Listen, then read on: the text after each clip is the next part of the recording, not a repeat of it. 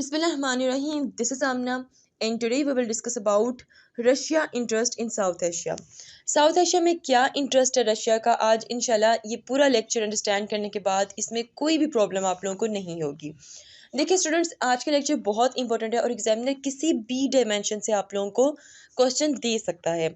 आज के लेक्चर में हम लोग अंडरस्टैंड करेंगे कि हिस्ट्री से ही रशिया का क्यों एक इंटरेस्ट रहा साउथ एशिया में। इसके अलावा रशिया की फॉरेन पॉलिसी को मद्देनज़र रखते हुए कुछ स्ट्रेटजीज आप लोगों के सामने मैं डिस्कस करूंगी, जनरल भी कुछ स्ट्रेटजीज डिस्कस करूंगी और इसके अलावा साउथ एशिया रीजन स्पेसिफिक भी रशिया की कुछ स्ट्रेटजीज आप लोगों के सामने डिस्कस की जाएंगी।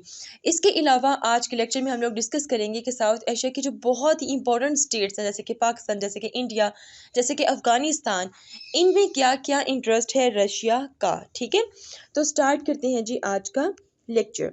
Russia's interest in South Asia, from old geopolitics to new strategic alignment। ठीक है, मतलब कि हम लोग स्टार्ट करेंगे हिस्ट्री से पूरी की पूरी स्टोरी को, ठीक है, और कहाँ आ जाएंगे हम लोग मॉडर्नाइजेशन या मॉडर्न ईरा की तरफ हम आ जाएंगे। ठीक है, Russia's interest in South Asia has a historical trajectory. ठीक है, हिस्ट्री से ही आपको नजर आएगा कि रशिया का बहुत ज़्यादा इंटरेस्ट था साउथ एशिया में। ठीक है, अगर हम बात करें प्री मॉडर्न पीरियड में, ठीक है, जब हम रशिया में रशियन एम्पायर देखते हैं तो 16th-17th सेंचुरी में रशिया के बड़े अच्छे रिलेशनशिप कायम हुए किसके साथ, साउथ एशिया में। क्यों? क्योंकि साउथ एशिया में उस वक्त क्या था, उस वक्त मुगल एम्पायर था। ठीक है, और इनके साथ इनके ताल्लुकात अच्छे थे। क्यों? क्योंकि जो रशिया के डिप्लोमेट्स थे और रशिया के जो एक्सप्लोरर थे वो साउथ एशिया में आते रहते थे, विजिट करते रहते थे। ठीक है, अगर मैं बात करूँ 20th सेंचुरी में, ये वो टाइम था जब सोवियत ईरा जो था वो स्टार्ट हो चुका था, मतलब कि रशिया शिफ्ट हो चुका था किसमें, सोवियत यूनियन में। क्लियर? अच्छा, अब इसकी बात है, Soviet union supported Indian national Congress, ठीक है, and it's leaders in their struggle for India's independence from British colonial rule. ठीक है, अब जैसे कि सोवियत यूनियन देख रहे थे कि भाई रशिया के सब कॉन्टिनेंट में क्या था जी, ब्रिटिश रूल था, और उन्होंने जो कांग्रेस लीडर्स थे उनको पूरा का पूरा सपोर्ट किया कि भाई आपको भी एक इंडिपेंडेंट स्टेट की तरफ जाना चाहिए। उसके बाद है जी, आफ्टर इंडिया गेन्ड इंडिपेंडेंस 1947, ठीक है, 1947 में जब इंडिया डिवाइड हो गया, Soviet union and India establish diplomatic relationship. ठीक है, तो उनके सबसे अच्छे ताल्लुकात जो एस्टैब्लिश हुए वो इंडिया के साथ हुए, पाकिस्तान के साथ नहीं हुए। The two countries developed a close friendship। ठीक है, दोनों में स्टिल अभी भी बड़ी अच्छी दोस्ती है। Characterized by cultural, economic and military cooperation। ठीक है, दोनों में मिलिट्री कोऑपरेशंस भी स्टार्ट रहे 1947 से ही। ठीक है, अच्छा, उसके बाद अगर मैं डिस्कस करूं कोल्ड वॉर ईरा को, ठीक है, इस केस में अगर हम लोग देखें तो आपको पता है कोल्ड वॉर ईरा में क्या था कि दो पावर्स आपको नजर आएंगी। ठीक है, एक सोवियत यूनियन नजर आएगी और एक आपको नजर आएगी यूनाइटेड स्टेट। ठीक है, तो इस टाइम में पूरा का पूरा अगर मैं डिस्कस करूं तो सोवियत इन्वेजन ऑफ अफगानिस्तान इन 1979। ठीक है, इससे भी पहले अगर मैं आपको बताऊं तो इंडिया जो था उसने अपना टिल्ट शो किया था किसकी तरफ, रशिया की तरफ। ठीक है, लेकिन वो नॉन अलाइनमेंट उसने पॉलिसी अडॉप्ट की थी। पाकिस्तान ने अपना टिल्ट शो किया था रशिया की तरफ नहीं बल्कि किसकी तरफ, वेस्ट, मतलब कि यूएस की तरफ। ठीक है, और वेस्ट ने हमेशा धोखा ही हमें दिया।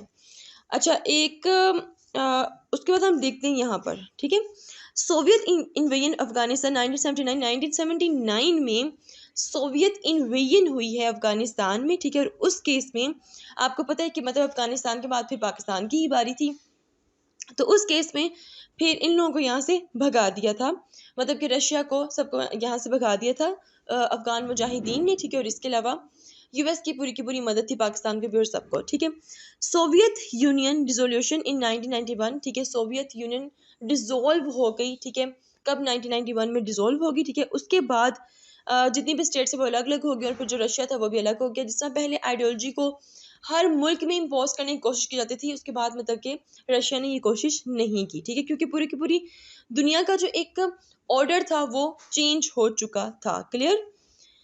अच्छा, उसके बाद हम बात करते हैं मॉडर्न ईरा की। मॉडर्न ईरा में अगर हम बात करें तो मॉडर्न ईरा में आपको नजर आएगा कि रशिया की बहुत ज़्यादा दोस्ती इंडिया के साथ भी थी। ठीक है, अभी भी है। ठीक है, इंडिया के साथ आपको नजर आएगा डिफेंस कॉपरेशन हुए, मिलिट्री एक्सरसाइजेज इनकी हुई, इनके अलावा इकोनॉमिक पार्टनरशिप्स में भी ये दोनों आगे आगे रहे। ठीक है, इसके अलावा बहुत से मिलिट्री असिस्टेंस भी रशिया ने इंडिया को प्रोवाइड की। ठीक है, इसके अलावा रशिया जो सा था, ठीक है, कोल्ड वॉर के बाद पाकिस्तान की बहुत बड़ी ख्वाहिश थी कि रशिया के साथ हमारे ताल्लुकात बेहतर हों, क्योंकि पाकिस्तान ने अपनी हिस्ट्री में बहुत गलतियां की थी रशिया के साथ अपने ताल्लुकात को ख़राब करने की एमिंग, मतलब यूनाइटेड स्टेट के पीछे लगकर। ठीक है, तो पाकिस्तान की बहुत बड़ी ख्वाहिश थी कि भाई किसी तरह रशिया के साथ हमारे जो ताल्लुकात हैं वो बेहतर हों। ठीक है, तो मॉडर्न इरा में आपको नजर आएगा कि रशिया और पाकिस्तान भी एक दूसरे के करीब आए। ठीक है, इनमें भी बहुत से डिफेंस एंड इकोनॉमिक कोऑपरेशन हुए। ठीक है, इसके अलावा Russia interest in South Asia also include addressing regional security challenges. ठीक है, जो सिक्योरिटी चैलेंजेस हैं, ठीक है, उनको एड्रेस करने के लिए भी जो रशिया है उसका कंसर्न है साउथ एशिया में। काउंटरिंग टेररिज्म, टेररिज्म को काउंटर रखना। अगर मैं टेररिज्म को काउंटर करने की बात करूं तो एक स्टेबल अफगानिस्तान जो सा है वो रशिया को सूट करता है। अच्छा, क्योंकि आपको पता है कि अगर अफगानिस्तान में इंस्टेबिलिटी रहेगी तो उसका इफेक्ट जो सा है वो रशिया में भी देखने को मिलेगा। Clear? This slide is very important. Politics of the region. अब जरा थोड़ा हम अंडरस्टैंड करते हैं कि ये जो साउथ एशिया है वाई इट्स वेरी इंपॉर्टेंट, क्या इसकी जियो पॉलिटिक्स हैं।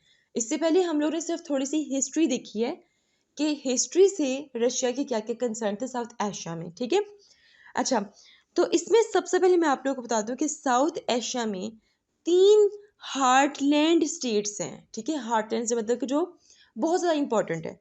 एक है जी अफगानिस्तान, दूसरी है पाकिस्तान और तीसरी है इंडिया। ठीक है, अच्छा, the role and status of Bangladesh, Nepal, Bhutan, Maldives and Sri Lanka and limited. ठीक है, कि जो बाकी की जो 5 स्टेट्स है ना साउथ एशिया में, उनका रोल ज़रा लिमिटेड है। ठीक है, आप समझो कि वो काइंड ऑफ बफर हैं। ठीक है, अच्छा, उसके बाद है जी अफगानिस्तान। अच्छा, अफगानिस्तान जोन सा है, ठीक है, ये बहुत इंपॉर्टेंट एक्टर है। ठीक है, क्यों? क्योंकि आप देखते हो कि यहाँ पर एक स्ट्रेटेजिक इंस्टेबिलिटी पाई जाती है। ठीक है, इंस्टेबिलिटी पाई जाती है और कितने अर्ज से पाई जाती है? 36 ईयर्स से पाई जाती है। ठीक है, आप कह सकते हो कि जो अफगानिस्तान है ये एक नेगेटिव जियोपॉलिटिकल एक्टर है। ठीक है, एज सच इसकी इंपॉर्टेंस तो है। ठीक है, लेकिन इसकी इंपॉर्टेंस पॉजिटिविटी में आपको नज़र नहीं आएगी कि मतलब वहाँ की गवर्नमेंट अच्छी है, वहाँ पे पॉलिटिकल क्योस नहीं है या इस तरह की मतलब की चीज़ें आपको नज़र नहीं आएंगी। यहाँ पे आपको एक नेगेटिव जियोपॉलिटिकल एक्टर के तौर पर ये नज़र आएगा। Students, this point is very important और ये बड़ा मज़े का भी पॉइंट है। Sri Lanka and the Maldives whose borders are natural due to their island situation. ठीक है, the remaining 6 states borders are the result of the intervention of British empire. ठीक है, अगर हम साउथ एशिया में देखें तो 2 ऐसे स्टेट्स हैं जिनके जो बॉर्डर्स हैं वो नेचुरल हैं, उन्होंने खुद से वो बॉर्डर्स नहीं डिज़ाइन किए। क्यों नेचर है? क्योंकि क्यों नेचुरल हैं? क्योंकि आइलैंड सिचुएशन है वहाँ पर। ठीक है, बाकी जितने भी ब्रिटिश एम्पायर वहाँ पर आया, ठीक है, ब्रिटिश एम्पायर ने डिफरेंट स्टेट्स बना दी डिफरेंट बॉर्डर्स रख के। ठीक है, अच्छा, उसके बाद हम देखते हैं some important aspects of geopolitics of South Asia. इसमें सबसे पहले हम लोग डिस्कस करेंगे साउथ एशिया में क्या क्या इंपॉर्टेंट एस्पेक्ट है। साउथ एशिया में आपको इंडिया पाकिस्तान की रिवेलरी नज़र आएगी। ठीक है, आपको पता है कि कश्मीर इशू चल रहा है जो अभी तक रिजॉल्व नहीं हुआ। 1947 से ही ये इशू चल रहा है और अभी तक स्टिल ये इशू चल ही रहा है। दूसरे नंबर पे अगर हम लोग देखें तो चाइनीज़ इन्फ्लुएंस आपको नज़र आएगा। ठीक है, आपको नज़र आएगा कि चाइना इस जगह पर बहुत ज़्यादा इन्वेस्टमेंट करता हुआ आपको नज़र आएगा। ठीक है, इंफ्रास्ट्रक्चर इन्वेस्टमेंट करता हुआ चाइना आपको नज़र आएगा। तो चाइना का बहुत ज़्यादा इन्फ्लुएंस आपको इस जगह पर नज़र आएगा साउथ एशिया में। तीसरे नंबर पे अफगानिस्तान इंस्टेबिलिटी आपको यहाँ पर नज़र आएगी। अफगानिस्तान इंस्टेबिलिटी होने की वजह से ये बहुत मेजर इशू है।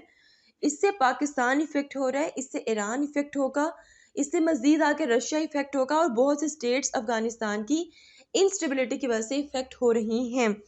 ठीक है, इसके अलावा टेरिटोरियल डिस्प्यूट्स साउथ एशिया में पाए जाते हैं, जैसे कि चाइना और इंडिया का इशू है। ठीक है, यहाँ पर आप कह सकते हो अ, जैसे कि पूरा का पूरा लेक्चर मैंने आपको दिया हुआ, क्या क्या बॉर्डर डिस्प्यूट्स हैं चाइना और इंडिया के, वो आप लोग वहाँ पर देख सकते हैं। एक्सटर्नल इन्वॉल्वमेंट बहुत ज़्यादा है। ये पॉइंट इतना ज़्यादा था कि मेरा दिल किया कि मैं इसको इलेबोरेट करूँ, तो ये मैंने यहाँ पे इसको इलेबोरेट किया है। अब ज़रा इसको अंडरस्टैंड करते हैं। अच्छा, एक्सटर्नल इन्वॉल्वमेंट कैसे है? वेरियस एक्सटर्नल पावर जिसमें United State, Russia, European Union, ठीक है, इनका एक इंटरेस्ट हमें नज़र आएगा साउथ एशिया में। United State seeks to maintain stability and counter terrorism efforts in Afghanistan, ठीक है। जैसे कि आपको पता था कि यूनाइटेड स्टेट की जो आर्मी थी वो आपको अफगानिस्तान में नजर आएगी। कहा ये जाता था कि भाई हम यहाँ पर रुके हुए हैं ताकि हम यहाँ पर टेररिज्म को ख़त्म कर सकें, ठीक है, और स्टेबिलिटी अफगानिस्तान में लेकर आई जाए। लेकिन एक्चुअली में वो एक नज़र पाकिस्तान पे भी रखना चाहते थे और एक नज़र चाइना पे भी रखना चाहते थे, while also engaging with India as a strategic partner, ठीक है। जो यूएस है वो एक बहुत अच्छा स्ट्रेटेजिक पार्टनर है, किसका? इंडिया का। अच्छा, इसके अलावा Russia maintains diplomatic relationship with countries in the region. अब डिप्लोमेटिक रिलेशनशिप रशिया के इंडिया के साथ भी हैं और पाकिस्तान के साथ भी हैं, and its involvement adds another layer of complexity to the geopolitical landscape, ठीक है। अब रशिया की जो इन्वॉल्वमेंट है एशिया में, साउथ एशिया में, ये चीज़ यूएसए के लिए बर्दाश्त से बाहर है, ठीक है। तो एक तरह से एक नई लेयर आपको कॉम्प्लेक्सिटी की इस रीजन में नजर आएगी, ठीक है। अच्छा, इसके अलावा now let's discuss about some key points regarding Russia's interest in South Asia। अब ये हम कंट्रीज वाइज देखेंगे कि कौन कौन से स्टेट में रशिया का किस किस तरह का इंटरेस्ट पाया जाता है साउथ एशिया में। तो अगर हम बात करें सबसे पहले इंडिया की, तो इंडिया के साथ कोल्ड वॉर के टेन्योर से ही दोनों के बड़े अच्छे ताल्लुकात हैं, हिस्टोरिकल टाइज दोनों में पाए जाते हैं, दोनों ने एक दूसरे को बहुत ज़्यादा असिस्टेंस प्रोवाइड की है, ठीक है। पाकिस्तान इंडिया की जंग थी 1965 की, ठीक है, उसमें भी जो रशिया था उसने इंडिया का साथ दिया था। This relationship has continued to evolve encompassing defence cooperation, energy deals and diplomatic collaborations, ठीक है, ये इन दोनों में पाए जाते हैं। अगर हम कुछ स्पेस कोऑपरेशन में बात करें, स्पेस कोऑपरेशन की बात करें इंडिया और रशिया में, तो दोनों में स्पेस से रेलिवेंट भी प्रोजेक्ट्स चल रहे हैं, ठीक है। तो वेरियस स्पेस प्रोजेक्ट्स जो से हैं वो दोनों में कोलैबोरेट हुए हैं, including ISRO, the Indian space research organisation and the Russian space agency. दोनों ने क्या किए, जो जॉइंट प्रोजेक्ट्स जो से हैं वो मतलब कंटिन्यू किए हैं, मतलब स्पेस कॉपरेशंस में, ठीक है। डिफेंस कॉपरेशंस की अगर हम लोग बात करें तो Russia is a significant arm supplier to several countries in South Asia, ठीक है। बहुत से स्टेट्स को रशिया इस टाइम हथियार प्रोवाइड कर रहा है, इंडिया को भी, बांग्लादेश को भी। ख़ास तौर पर जो रशिया है, ठीक है, वो मिलिट्री इक्विपमेंट प्रोवाइड करता है साउथ एशिया के रीजन को, ठीक है। बहुत सी डिफरेंट मिलिट्री एक्सरसाइजेज भी होती हैं इंडिया और रशिया में, टेक्नोलॉजी ट्रांसफ़र भी की जाती है रशिया से इंडिया में, ठीक है। Russian interest in maintaining defence ties in the region help foster economic and strategic relationship, जिसकी वजह से क्या हुआ, इनके इकोनॉमिक रिलेशनशिप्स भी बेहतर हुए हैं। यहाँ पे एक बात और बताती जाऊँ, जहाँ पर स्टार्ट से ही जो इंडिया है वो रशिया से हथियार जो उनसे वो लेता है, परचेज करता है, बिल्कुल इसी तरह पाकिस्तान ने भी सोचा कि हम सिर्फ यूएस पे ही क्यों रिलाई कर रहे हैं हथियार के लिए। तो फिर पाकिस्तान ने भी स्विच किया, अपना जो इंटरेस्ट है अपनी फॉरेन पॉलिसी में चेंज लेके आए और रशिया से हथियार खरीदना शुरू किए, और ये चीज़ भी यूएस और पाकिस्तान के रिलेशन में एक क्लैश क्रिएट करती है, ठीक है। जब हम लोग यूएस और पाकिस्तान का रिलेशनशिप पढ़ेंगे तब आप लोगों को ये पॉइंट ज़्यादा क्लियर हो जाएगा। अच्छा, अब पहले हम लोग ने देखा कि इंडिया में क्या इंटरेस्ट है रशिया के, अब हम डिस्कस करते हैं अफगानिस्तान में क्या क्या इंटरेस्ट है।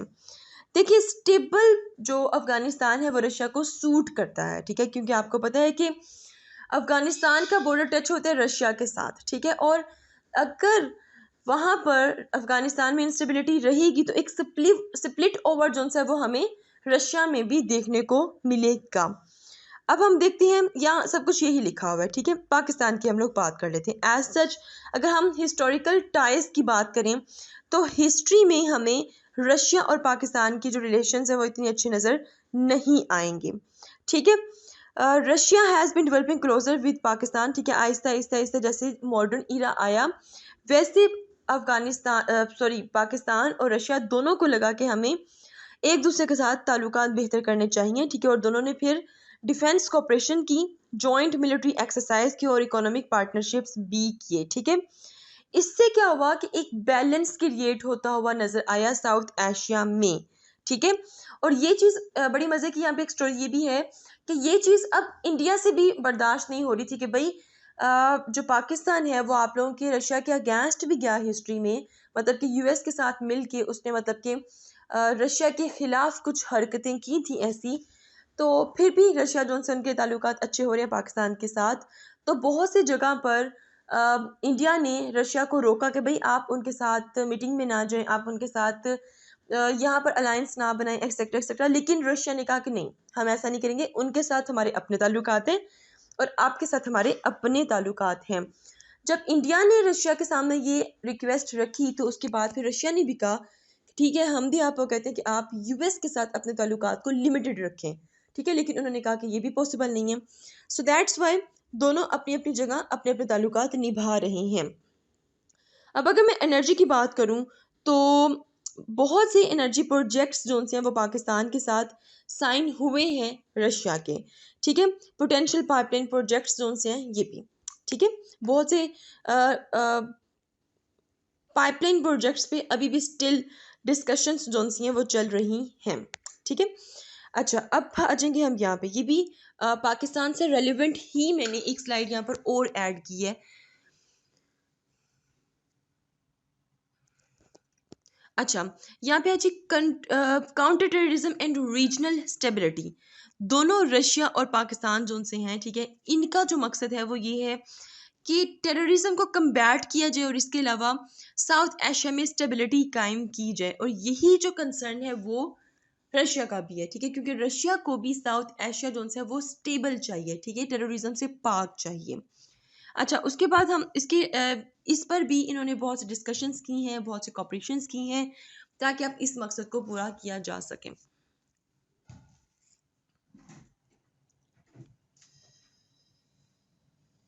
हमेशा की तरह बाजी छापा मारती हैं।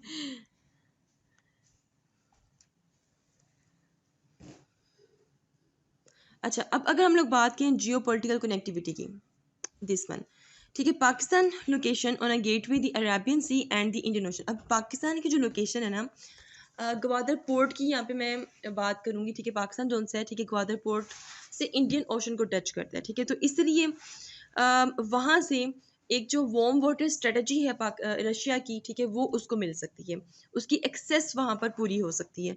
तो इसलिए भी जियोग्राफिकल कनेक्टिविटी जो सी है वो रशिया जो सी है वो पाकिस्तान के साथ कायम करना चाहता है। अच्छा, इसके अलावा अगर हम लोग बात करें रीजनल फोरम्स एंड ऑर्गेनाइजेशंस की, अगर हम लोग बात करें तो इस केस में आपको शंघाई कोऑपरेशन ऑर्गेनाइजेशन में जाएगा, दोनों ही इसके मेंबर्स हैं, ठीक है, और दोनों ही एंगेज हैं रीजनल सिक्योरिटी में, इकोनॉमिक एंड पॉलिटिकल मैटर्स में। अच्छा, अब ज़रा हम थोड़े से इकोनॉमिक इंटरेस्ट देख लेते हैं रशिया के क्या इकोनॉमिक इंटरेस्ट है, ठीक है, इसमें मैं बहुत इंपॉर्टेंट जो पॉइंट है सीपेक उसको भी डिस्कस करूंगी। Russia seeks economic opportunities South Asia, ठीक है, साउथ एशिया में रशिया को इकोनॉमिक अपॉर्चुनिटीज नजर आती है क्योंकि खास तौर पर एनर्जी कोऑपरेशन में, ठीक है, उसके रशिया को पता है कि भाई यहाँ पे एनर्जी का बड़ा मसला है, ठीक है, लाइट का इशू है, तो उसको पता है कि भाई ये हमसे गैस लेंगे और पाइपलाइंस के डिफरेंट प्रोजेक्ट्स यहाँ पर हमसे करेंगे, ठीक है। तो इसलिए रशिया का इकोनॉमिक इंटरेस्ट साउथ एशिया में आपको नजर आएगा। This include potential pipeline projects, investment in energy infrastructure and collaboration in sectors like oil and gas, ठीक है। अच्छा, अगर मैं सी पैक में देखूँ तो सी पैक में भी जो इकोनॉमिक अपॉर्चुनिटी है वो रशिया को नज़र आती है। जो रशिया है वो बेसिकली सी पैक का हिस्सा बनना चाहता है, ठीक है, और पाकिस्तान ने भी रशिया को ऑफर की थी और रशिया भी चाहता है कि भाई हम यहाँ पे इन्वेस्ट करें सी पैक में, ठीक है। अच्छा, अगर हम लोग यहाँ पे इसको थोड़ा मैं डिटेल से यहाँ पढ़ना चाहूँगी। अब अगर सी पैक में रशिया भी आके इन्वेस्टमेंट करता है तो उससे क्या होगा कि जो ट्रेड होगी वो फैसिलिटेट होगी बिटवीन रशिया एंड पाकिस्तान, ठीक है। अच्छा, उसके बाद नेक्स्ट हम देखते हैं। अच्छा, ये बड़ा इंपॉर्टेंट पॉइंट है, year round naval operations. Basically Russia में जो एक वार्म वाटर एक्सेस एक ख्वाहिश है रशिया की, वो पूरी हो सकती है। कैसे, इसको मैं पूरा पढ़ती हूँ। रशिया प्राइमरी नेवल बेसिस जैसे कि इन बाल्टिक सी एंड आर्कटिक, ठीक है, दोनों में रशिया की जो नेवल बेसिस हैं, ठीक है, वो मतलब कि इफेक्ट होती हैं कब, जब बहुत ठंडा मौसम आता है, ठीक है, आइस एंड कोल्ड वेदर में limiting the operational capabilities of its navy, ठीक है, gaining access to warm water ports in the region जैसे कि साउथ एशिया। उससे क्या होगा कि रशिया मेंटेन कर सकता है year round naval presence and project power more effectively, ठीक है। तो इसीलिए साउथ एशिया में उसको मतलब कि बहुत सी अपॉर्चुनिटीज नजर आ रही हैं, ठीक है। ट्रेड एंड इकोनॉमिक अपॉर्चुनिटीज की मैं बात करूंगी। अगर वार्म वाटर पोर्ट्स तक रशिया की एक्सेस हो जाती है, डेफिनेटली ट्रेड अच्छी होगी तो उससे क्या होगा, पोर्ट्स जो से हैं जो मतलब कि वो ऑफर करेंगे डिफरेंट अपॉर्चुनिटीज, जैसे कि गुड्स की ट्रांसपोर्टेशन इजीली होगी, ठीक है, ट्रेड फैसिलिटेट होगी, इकोनॉमिक एक्सचेंज अच्छे हो सकते हैं डिफरेंट स्टेट्स के साथ, ठीक है। This can also stimulate economic development in Russia की जो स्टेट है वहां पर इकोनॉमिक अपॉर्चुनिटीज जो से वो मजीद बढ़ जाएंगी, ठीक है। ये तो हम लोग ने सारे डिस्कस कर लिए हैं जी रशिया के क्या क्या इंटरेस्ट थे। अब जरा स्ट्रेटजीज को डिस्कस करते हैं, रशिया की क्या क्या स्ट्रेटजीज हैं in general and Asia specific, ठीक है। अच्छा, यहाँ पे मैंने इसको मैं थोड़ा जूम करती हूँ, ये देखिए जी, ये ठीक है, थोड़ा सा चले डन। अच्छा, अब यहाँ पे एक बड़ा इंपॉर्टेंट मैंने पॉइंट लिखा हुआ है, देखिए ये जो आपके सामने कुछ स्ट्रेटजीज लिखी हुई हैं रशिया की, ये उसकी जो फॉरेन पॉलिसी है जो कि अप्रूव कर दी है president of Russian federation Vladimir Putin ने, मतलब प्रूव्ड जो उनकी फॉरेन पॉलिसी है उसको मद्देनजर रखते हुए कुछ स्ट्रेटजीज जो सी हैं वो आप लोगों के सामने मैं यहाँ पर रखूंगी, ठीक है। अच्छा, अगर हम लोग जनरल स्ट्रेटजीज की बात करें तो मल्टी पोलर वर्ल्ड ऑर्डर जो सा है वो रशिया को अच्छा लगता है। रशिया को ये चीज़ एक्सेप्टेबल नहीं है कि यूएस सिर्फ पावर में रहे और पूरी दुनिया में US as a super power है, क्योंकि आपको पता है कि हिस्ट्री का एक क्लैश दोनों में पाया जाता है, ठीक है, ये भी एक वजह है, ठीक है। और इसके अलावा अगर आप लोग देखो तो जो रशिया है, ठीक है, वो चाहता है कि जितनी भी जो स्टेट्स हैं जो मतलब कि मेहनत कर रही हैं, जो टेक्नोलॉजिकल डेवलपमेंट की तरफ जा रही हैं, ठीक है, कहते हैं कि भाई जो दुनिया है उसमें मल्टीपोलर वर्ल्ड होनी चाहिए, ठीक है, ना कि सिर्फ एक स्टेट की वाह वाह होनी चाहिए, ठीक है। दूसरी बात क्या है जी, दूसरा पॉइंट है सोवरेनिटी एंड नॉन इंटरफेरेंस, ठीक है। रशिया इस चीज़ को पसंद करता है कि हर स्टेट की अपनी सोवरेनिटी है, ठीक है, और किसी भी स्टेट को ये हक नहीं है कि वो किसी भी स्टेट में इंटरफेयर करे जाकर, ठीक है। इकोनॉमिक डाइवर्सिफिकेशन, ठीक है, इसके अलावा जो रशिया है वो चाहता है कि अपनी जो एक्सपोर्ट है उसको इंक्रीज करे, ठीक है, इकोनॉमी उसकी इम्प्रूवमेंट आए, हाईटेक इंडस्ट्रीज बनाए वो, ठीक है, इनोवेशन हो, कोलेबोरेशन हो, ठीक है, और इसके अलावा ट्रेडिशनल एनर्जी मार्केट तक उसकी एक्सेस हो, मतलब वो अपनी ट्रेड को बढ़ाना चाहता है, ठीक है। ये उसकी जनरल स्ट्रेटजीज थी। अब इस स्लाइड में हम लोग डिस्कस करेंगे कि एशिया स्पेसिफिक में क्या क्या स्ट्रेटजीज हैं रशिया की, ठीक है। अच्छा, यूरेशियन इंटीग्रेशन, ये क्या है भाई, Russia seeks to strengthen its tie with neighbouring Asian countries through the concept of Eurasian integration. Eurasian economic union, a regional economic bloc led by Russia, aims to enhance economic cooperation and connectivity with the countries in Asia, ठीक है। अब इससे आपको ये जो मतलब कि एक इकोनॉमिक ब्लॉक जो मतलब कि रशिया ने बनाया, ठीक है, इससे आपको साफ साफ नजर आएगा कि रशिया का कितना ज़्यादा इंटरेस्ट है साउथ एशिया की स्टेट्स के साथ कोलैबोरेशन करने में, ठीक है। बैलेंसिंग रिलेशंस विद चाइना, ठीक है, इसके अलावा रशिया चाहता है कि अपने जो रिलेशंस हैं वो चाइना के साथ बेहतर करें। Russia relationship with China is multifaceted, ठीक है। While Russia values a strategic partnership with China, it also seeks balance its ties with other economic in the region, जैसे कि India, Japan, south east Asian states, ठीक है। अब देखो, अगर Russia और चाइना वैसे तो इनके ताल्लुकात बेहतर है, ठीक है, अगर मजीद इनमें बेहतरी आती है, ठीक है, तो ये भी एक थ्रेट है किसके लिए, यूएस के लिए। यूएस को ये भी चीज़ एक्सेप्ट नहीं है, ठीक है, और रशिया की फॉरेन पॉलिसी में ये चीज़ वाजिया नजर आएगी कि वो अपने ताल्लुकात चाइना के साथ मजीद बेहतर करना चाहता है। ठीक है। अच्छा, उसके बाद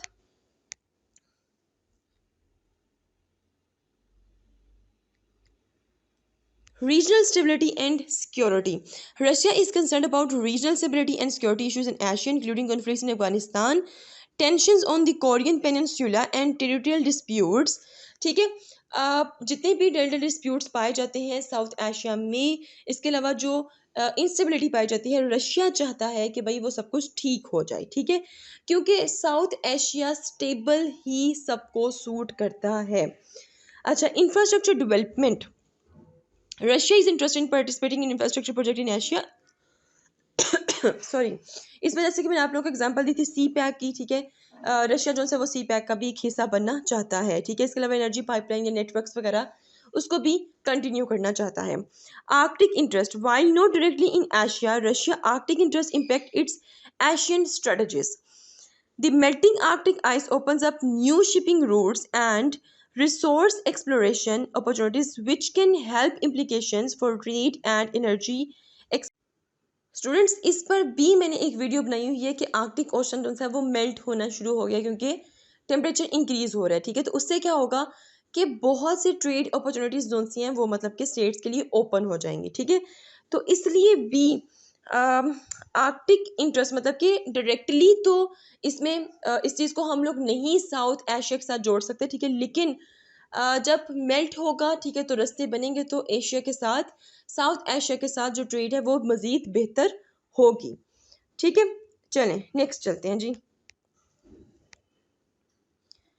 अच्छा, इसके अलावा यहाँ पे कुछ और पॉइंट्स भी लिखे हुए हैं। Russia attaches importance for further strengthening the SCO's role in region and global affairs and expanding its membership and stands for increasing the SCO's political and economic potential। ठीक है, मतलब कि SCO's में अपना जो रोल है, ठीक है, वो मज़ीद बेहतर करना ये चाहता है।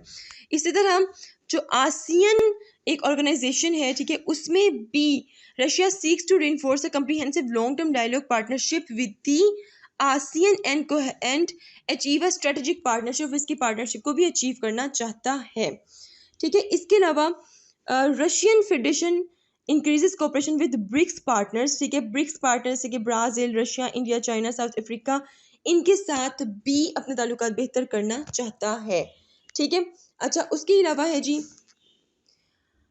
Russian Federation supports the establishment of reliable mechanism in the Asia-Pacific region to ensure regional stability and security on a non-block basis involving improving the effectiveness of political and economic cooperation. ठीक है, Russia चाहते हैं कि भाई हम blocks ना बनाएं, कि जैसे कि रशिया और इंडिया का एक ब्लॉक बन गया। ठीक है, जैसे कि रशिया और चाइना कहते हैं कि भाई इन चीज़ों से निकल कर ना हमें इकोनॉमिक डेवलपमेंट की तरफ जाना है। ठीक है, तो यही सब कुछ यहाँ पे एक्सप्लेन किया हुआ है। और इसके अलावा जो रशिया है वो साइंस की फील्ड, एजुकेशन, कल्चर और इसके अलावा हर तरह का जो कॉर्पोरेट है उसमें एक्सपेंशन चाहता है। ठीक है, और यहाँ पे मैंने जिस भी बुक से मैंने ये डाटा यहाँ से लिया है, ठीक है, उसका मैंने रेफरेंस यहाँ पर लिख दिया है नीचे।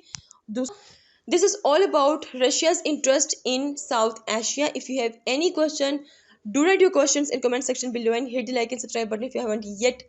मिलते हैं जी नेक्स्ट हॉट इशू के साथ। अंटिल देन मुझे अपनी दुआ में याद रखिएगा। स्टे ट्यून्ड एंड अल्लाह हाफिज़।